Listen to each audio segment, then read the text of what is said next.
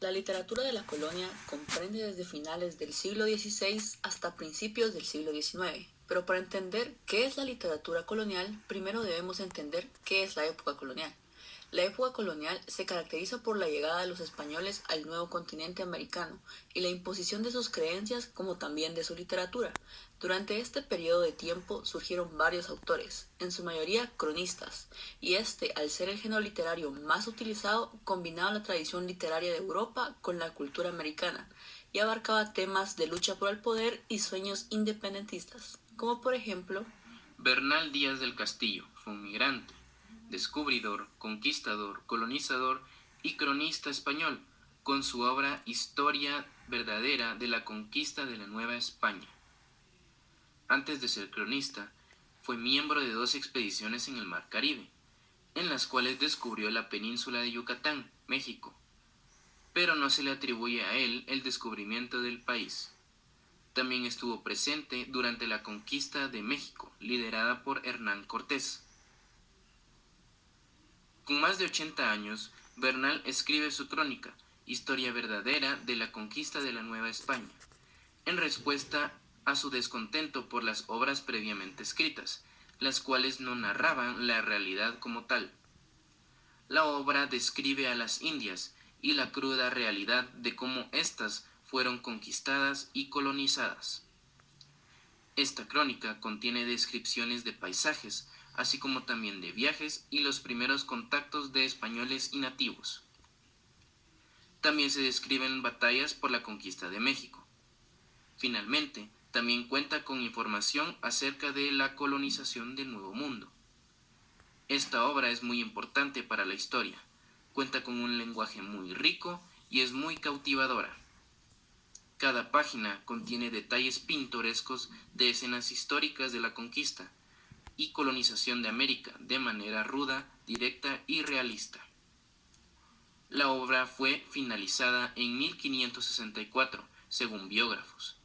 Luego fue enviada a España y no fue recibida sino hasta 1575, 7 años después. Bernal Díaz del Castillo murió en 1584 en la antigua Guatemala, pero su crónica fue publicada hasta 1632. otro cronista importante dentro de esta literatura fue Bartolomé de las Casas, conocido como una de las voces más destacadas de los derechos de los pueblos indígenas, el religioso Bartolomé de las Casas nació en 1484 y murió en 1566. Participó de cerca en lo que es la conquista, colonización y descubrimiento de América. Su padre había viajado en el tercer viaje de Colón al supuesto Nuevo Mundo y Bartolomé recibió como regalo a un esclavo indígena. No poco después, a los 18 años, él mismo viajó con Nicolás Obando al continente americano. Durante los primeros 12 años de ministerio como religioso en el Nuevo Mundo, participó en el sistema de esclavitud recibiendo encomiendas en más de una ocasión.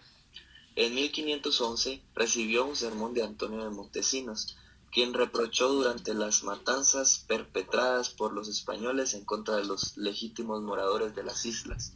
Esto, además de las atrocidades y masacres, le impactó fuertemente. Luego, menos de 3 años después, renuncia públicamente a la encomienda que posee en Cuba y empieza sus actividades en el bando de los que defienden a los indígenas. Desde su conversión a la causa de los derechos de los indígenas en 1514 hasta su muerte 52 años después, nunca dejó de levantar su voz en defensa de los pueblos nativos indígenas. Además de propagar su profesión en la religión, él escribió obras que contienen tanto largos volúmenes como libros de menor extensión. Su obra más reconocida se llama La brevísima relación de la destrucción de las Indias. Con su obra, Las Casas quiso que el futuro rey de España conociera las injusticias que cometían los españoles en América. Bartolomé de las Casas también es un personaje muy importante en nuestra historia, ya que, como dato muy interesante, él aparece en la moneda de 1 centavo de quetzal de Guatemala. Dentro de esta literatura se desarrolló el periodo barroco. La tradición y la originalidad son dos aspectos que se conjugan en el barroco, por lo que los artistas crearon sus obras a partir de ellos. Retomaron algunos de los rasgos fundamentales de la corriente artística que los procede, la renacentista, y lo adaptaron a su propia sensibilidad, para expresarse de manera diferente. El artista barroco recibió la obra de arte como un artificio, deseaba que se percibiera en ella su trabajo, por eso incorporó neologismos, cultismo, helenismo y asociaciones ingeniosas a su lenguaje. Los géneros más trabajados en Hispanoamérica durante el periodo barroco son la poesía y el teatro. Los temas relevantes de esta literatura son los valores cristianos y la exaltación del personaje.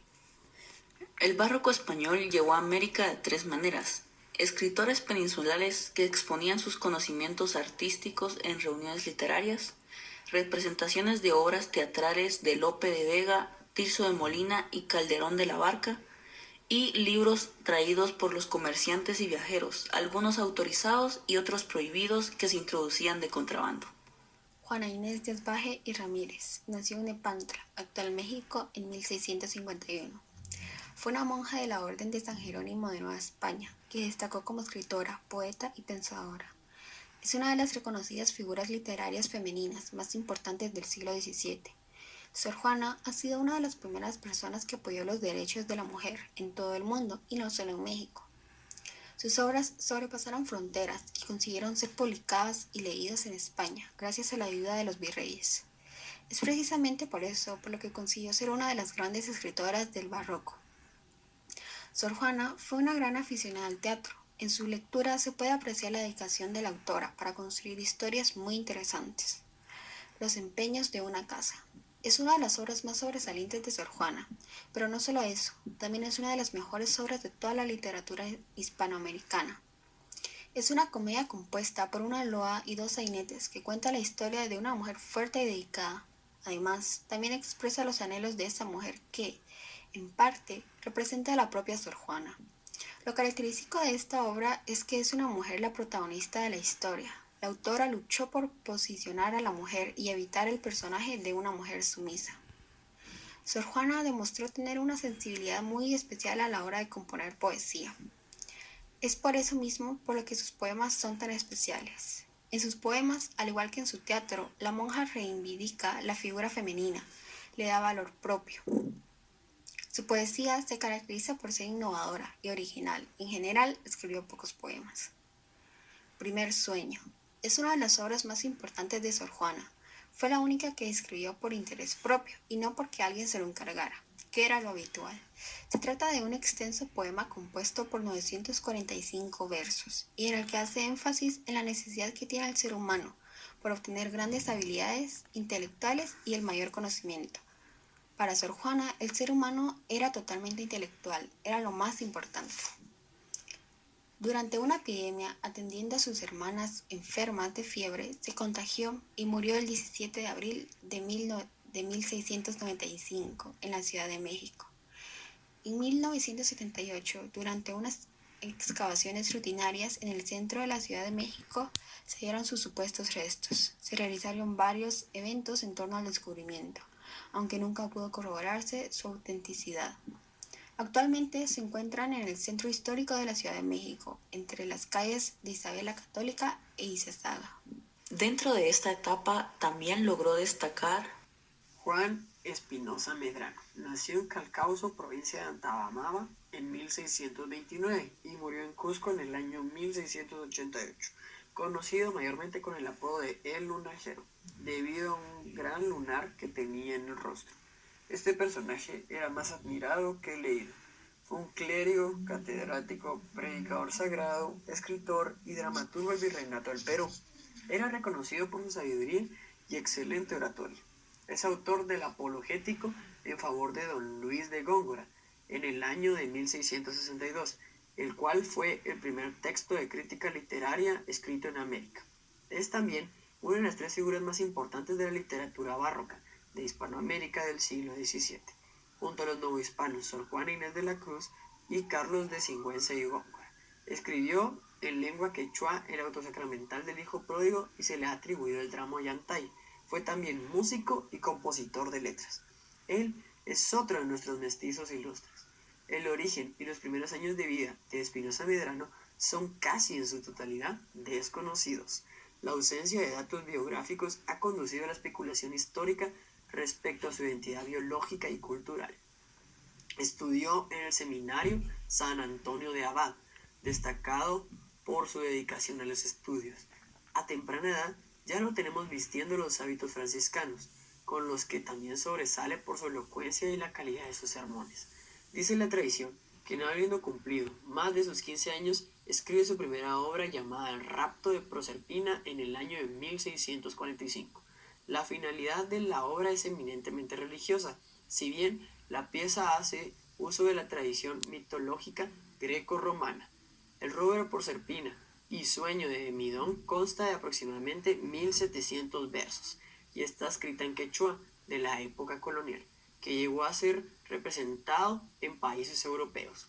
Otra obra literaria también famosa es la Novena Maravilla, la cual tuvo como ingrediente principal la Contrarreforma, gracias a que Juan Espinosa fue un gran clérigo y mayormente sus obras eran basadas en la Contrarreforma, ya que él buscaba contrarrestar y protestar en contra de la reforma de Martín Lutero, que intentaba debilitar la Iglesia.